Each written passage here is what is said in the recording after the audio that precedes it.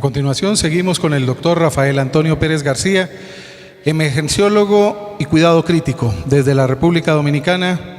Con ustedes el doctor que nos va a hablar de un perfil epidemiológico de enfermedad cerebrovascular en la emergencia de un hospital de la República Dominicana de enero a junio del 2017. Gracias, doctor, por venir.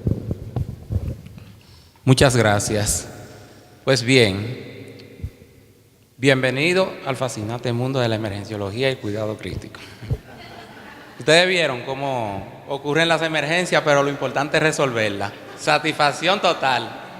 Entonces, en nuestro tema, que se llama perfil epidemiológico de la enfermedad cerebrovascular en la emergencia de un hospital de la República Dominicana, vamos a hablar de una condición o patología que ya todos conocemos. El servicio de emergencia es uno de los ápices en el manejo protocolar de esta patología. Desde la atención a nivel prehospitalario hasta la llegada a sala de emergencia de un hospital, pues su correcto manejo o el mal manejo tiene mucho que ver con la evolución del hospital. Eso significa que no solamente podemos pensar en el paciente siendo manejado propiamente dicho en el centro, el buen manejo comienza desde el lugar de la escena. En el presente trabajo tenemos como objetivo conocer el perfil de los pacientes con enfermedades cerebrovasculares que asistieron por la emergencia del Hospital Salvador Begotier de República Dominicana, y en él hicimos la revisión de la epicrisis correspondiente, generando con ello un registro con la característica más relevante que presentaba esta patología en los pacientes.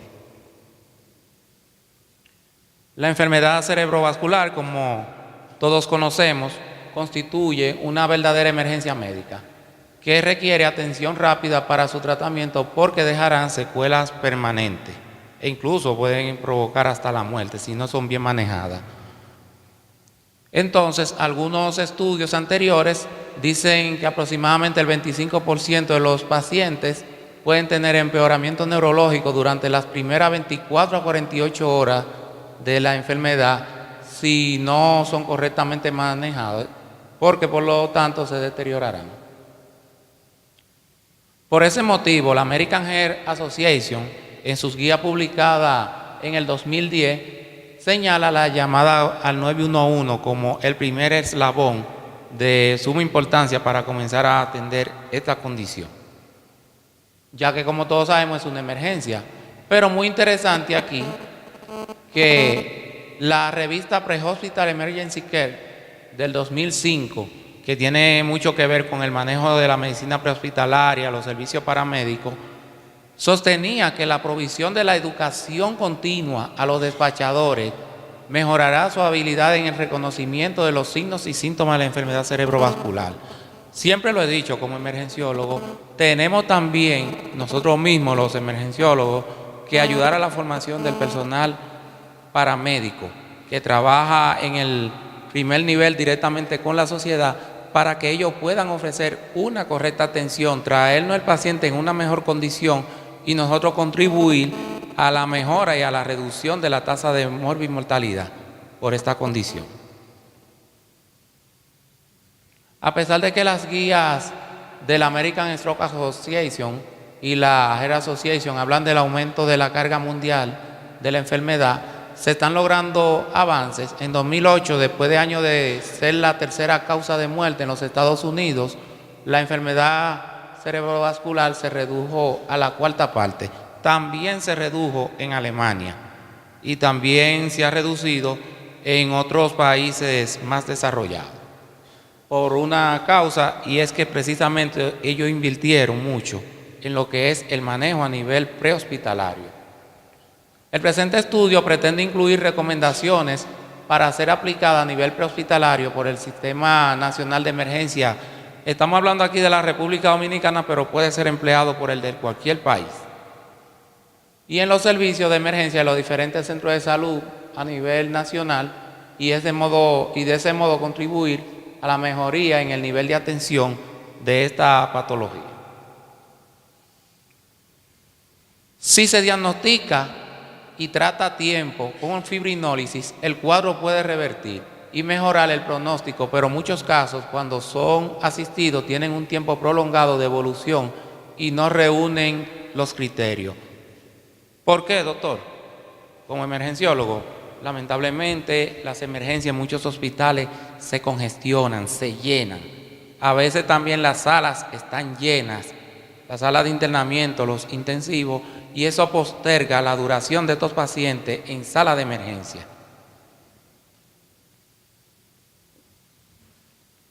En el 2014, la American Heart Association y la American Stroke Association publicaron una guía sobre el manejo y las especificaciones sobre el ictus en las mujeres, porque se estaba deduciendo que en ese momento estaba aumentando la tasa de ASV en mujeres, pero no obstante sigue siendo más frecuente en los masculinos. Esa guía nosotros la tenemos publicada en nuestro portal por si a alguno le interesa revisarla. La evaluación y el tratamiento inicial de los pacientes con enfermedad cerebrovascular debe realizarse con rapidez. Los protocolos organizados y la disponibilidad de un equipo de ictus aceleran la evaluación clínica, el desempeño de los estudios de diagnóstico y la decisión en manejo temprano. La evolución clínica, todos conocemos la historia clínica, el examen general y en este caso también de suma importancia el examen neurológico, siguen siendo la piedra angular para iniciar la terapia. Si la enfermedad es causada por un coágulo sanguíneo, se puede administrar un fármaco trombolítico para disolverlo, para que sea efectivo. Esto debe de suministrarse dentro de 3 a las 4 horas posteriores al inicio del evento. Estamos hablando de un periodo prolongado, muy largo. Entonces, en el caso de la enfermedad cerebrovascular, ya en este caso la hemorrágica, es mejor manejarla en una unidad de cuidados intensivos, ya que sabemos que por sus complicaciones que pueden llevar, amerita el uso de ciertos medicamentos y de cierto monitoreo frecuente en este espacio exclusivo. Sin embargo, nosotros tenemos ahora la intención de reducir y combatir la isquémica. Nuestra hipótesis en este estudio fue que la frecuencia de los pacientes eran altas. Realizamos un estudio prospectivo de tipo descriptivo de corte transversal. De una población grande de 57,000 y pico de pacientes, 15,275 fueron por la emergencia de medicina interna y de estos 501 presentaron enfermedad cerebrovascular. Entre las variables que nos interesaron, nosotros valoramos mucho lo que fue el medio de transporte. En República Dominicana se comenzó a implementar en ese entonces el 911. Y también mucha gente, por no tener los conocimientos suficientes, utilizaban todavía el método de transporte privado. También nos interesó valorar el tiempo que duraban los pacientes en la emergencia, así como el electrocardiograma que se les realizaba.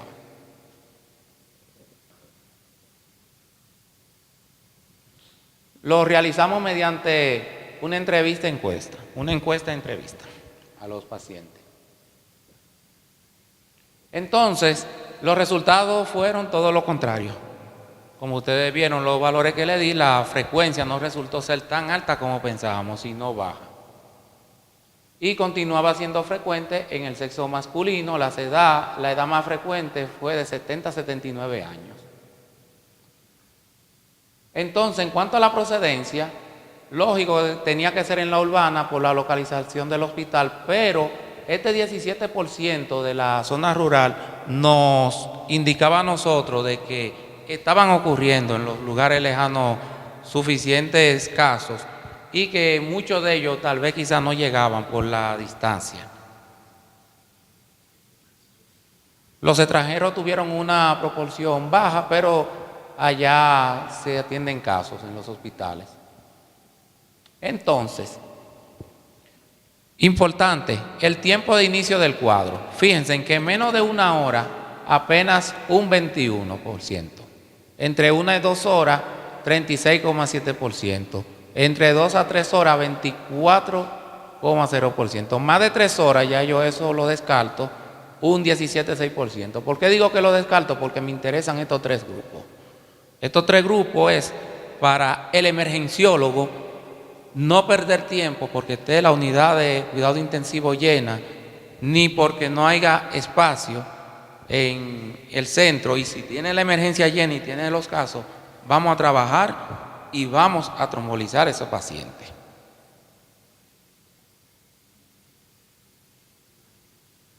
Entonces, en el electrocardiograma investigamos una causa muy frecuente de enfermedad cerebrovascular como lo es la fibrilación auricular. Y esta nos dio un porcentaje de un 26,7%. El resto, la mayor parte, salió normal y otra condición apenas un 2,6%. Y fíjense cómo el tiempo de duración en la emergencia, señores, menos de 1 hora, apenas un 7%. 1 a 2 horas, un 10%. 2 a 3 horas, un 15,8%. Y más de 3 horas, un 67,2%. Eso significa que la emergencia estuvo constantemente llena, pero UCI estaba lleno, no había cupo para llevar los pacientes.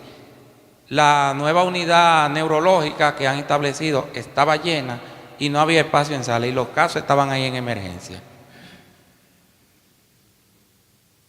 Entonces, fíjense en cómo el tiempo que permanecieron los pacientes con enfermedad cerebrovascular en sala de emergencia del hospital fue mayor de lo normal. Duraron más de 3 horas debido a la falta de espacio en la planta física del hospital para personas con esta condición. Los pacientes que se presentan en los departamentos de emergencia durante los turnos con largos tiempos de espera o estancia podrían estar en mayor riesgo de muerte o agudización de la enfermedad. Todos sabemos que la emergencia es un espacio estresante. A veces, aunque usted vea al paciente de que inconsciente, alterado, el paciente siente. Y eso ocurre también en la unidad de cuidados intensivos. Entonces, pasando a las recomendaciones, bueno, pues a mis médicos emergenciólogos yo los quiero motivar a aplicar la terapia trombolítica en sala de emergencia a los pacientes que cumplan con los criterios requeridos para la misma. Y no solo en la unidad de cuidados intensivos, la cual por demás estuvo siempre saturada de pacientes durante el presente estudio, para no perder tiempo en tratar esta condición que puede dejar complicaciones que van desde secuela física permanente hasta la muerte. Implementar por las residencias de emergenciología y cuidado crítico del hospital, así como en medicina interna, un nuevo protocolo para realizar trombólisis en la emergencia del hospital a los pacientes con enfermedad cerebrovascular isquémica. Los protocolos y guías de enfermedad cerebrovascular isquémica deben definir claramente qué pruebas deben realizarse antes de las decisiones de tratamiento agudo y después del mismo. En este caso, especialmente en los hospitales donde existe el servicio, donde hay médico especialista emergenciólogo y donde hay escuela de emergenciología, son los centros más recomendables, porque todos sabemos que es un método riesgoso.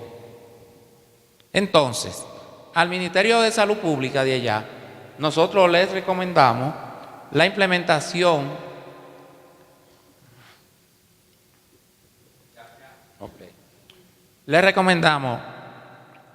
implementar la conformación oficial de equipos y unidades de ITU.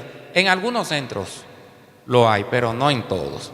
Y fíjense en cómo nos llegaban en aquel entonces, incluso algunos casos del interior, y ya la emergenciología, especialmente los médicos especialistas, los emergenciólogos, estamos casi presentes en todos los hospitales de allá, incluyendo el interior.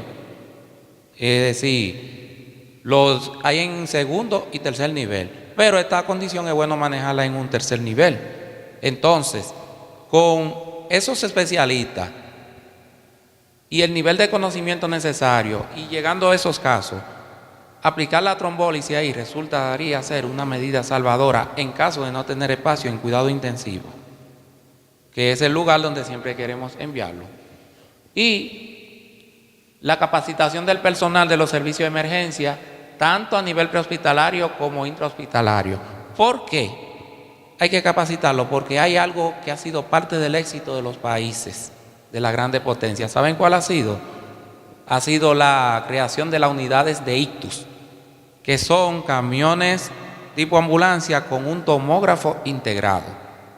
Y eso ha ayudado a mejorar, ampliar y adelantar el tratamiento a nivel prehospitalario en esos lugares. Entonces, continuamos previniendo, porque la prevención es importante, pero ahora pasamos a lo que es la tecnología. Fíjense en cómo la nueva tecnología para detectar fibrilación auricular, que fue una de las causas que investigamos y que vieron que nos dio un 26,67% como causa de enfermedad cerebrovascular, han aparecido nuevos métodos modernos.